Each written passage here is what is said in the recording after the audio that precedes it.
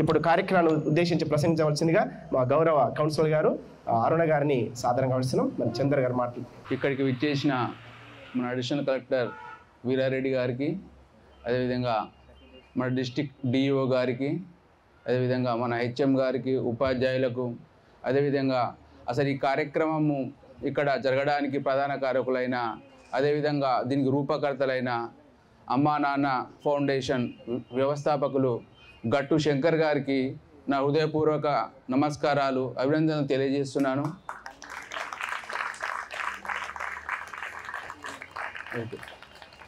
ఇక్కడ ఇప్పుడు మనకు ఒకటే అమ్మ, గట్టు శంకరన్న గారు ఒక విషయం చెప్పారు.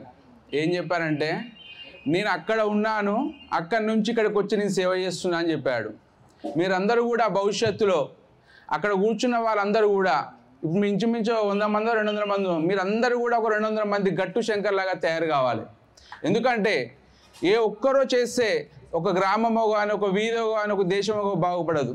ప్రతి ఒక్కరుగా తమ వంతుగా ఒక్కొక్క అడుగు ముందుకేస్తేనే మన భారతదేశం అనేది ముందుకు పోతుంది.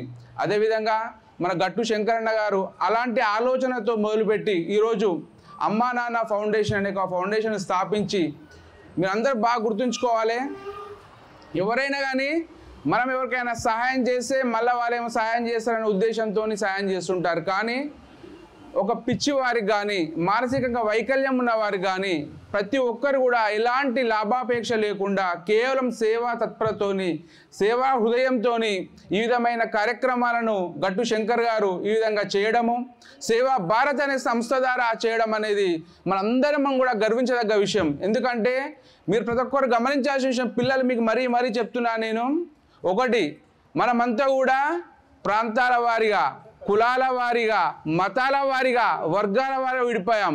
కానీ మీరు చూడండి, సేవా భారత్ అనే పదంలోనే భారతదేశం మొత్తం కూడా మిళితమైంది. ఆ సంస్థ పేరులోనే ఒక ఐకమత్యం ఉంది, ఆ సంస్థ పేరులోనే ఒక మానవత్వం ఉంది.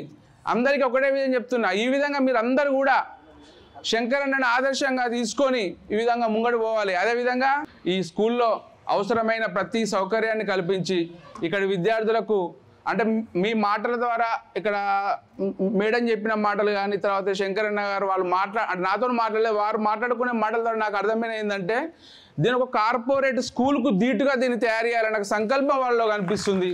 కాబట్టి ఆ సంకల్పానికి మా వంతుగా మేము కూడా ఒక స్థానిక ప్రజాప్రతినిధులాగా మా వంతుగా ఎలాంటి సహాయ సహకారం కావాలన్నా మేము అందిస్తామని తెలియజేస్తున్నాము.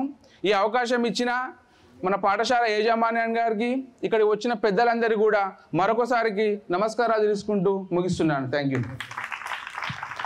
ధన్యవాదాలు చంద్ర గారు. కాబట్టి వారి కోరిక, వారి లోపల ఒక అమ్మ ప్రవేశించి పెద్దబడికి చిన్నబడి వారి కౌన్సిల్ పరిధి కాబట్టి రెండింటికి ఉంటే ఇంకా బాగుంటుందనే సమన్యాయం కోసం అడిగారు. దాని వెంటనే శంకర్ గారు కూడా అంగీకరించడం జరిగింది. కాబట్టి ఈ సందర్భం వారికి ధన్యవాదాలు తెలుసుకుంటున్నాం.